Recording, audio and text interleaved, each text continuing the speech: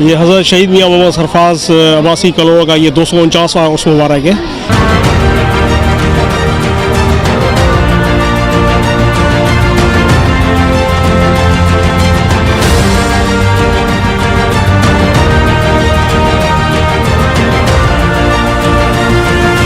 مجھے ہر سال حکم ہوتا ہے سائیں کا، میں چادر چڑھاتا ہوں یہاں پہ۔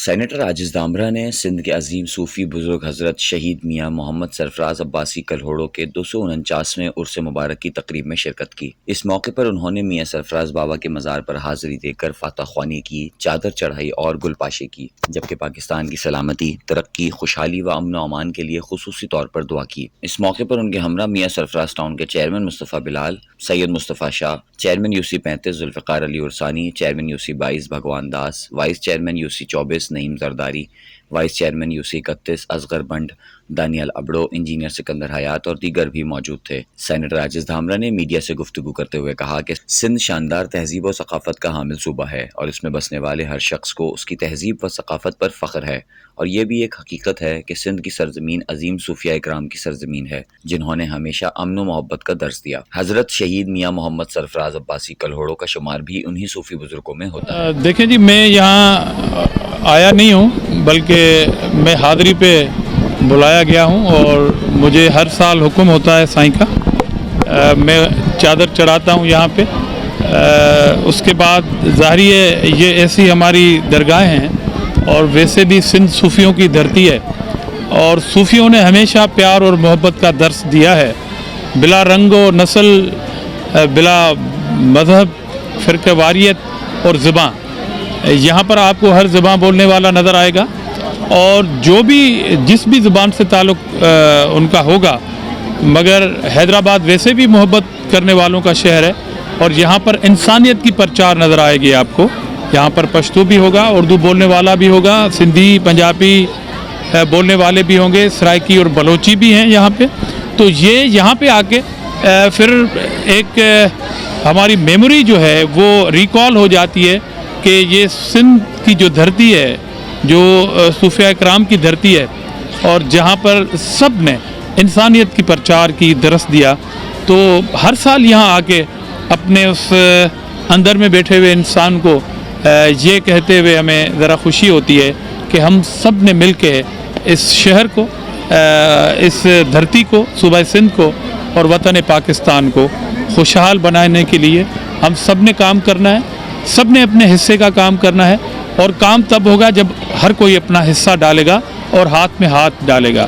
تو مجھے تو خوشی ہے اس بات کی کہ جس طرح ماضی میں لسانیت کی سیاست کو پروان چڑھانے کی کوشش کی گئی تھی، ان درگاہوں نے شکست دی ان کو، ان کے ماننے والوں نے، ان کے عقیدت مندوں نے شکست دی اس سوچ کو کہ نہیں جی، ہم سب ایک پلیٹ فارم پہ اکٹھا ہیں اور ایک چھتری کے نیچے ہیں۔ تو ایک روایتاً بھی ہر سال عرس مبارک ہوتا ہے، اور میں خود یہاں آتا ہوں۔ ایک بہت بڑی تاریخ ہے جس پہ بات کرنا چاہیں تو ٹائم کیا دن لگ جائیں گے ہمیں۔ بہرحال میں آپ کے چینل کی توسط سے حیدرآباد واسیوں کو، سندھ واسیوں کو اور پورے پاکستان کے واسیوں کو کہتا ہوں کہ بلا رنگ و نسل، بلا لسانیت آئیں سب ہم مل کے پیروی کریں اس طرح کے ہمارے بزرگوں کی، جو سندھ کو اپنا قدآور کردار دے کے گئے۔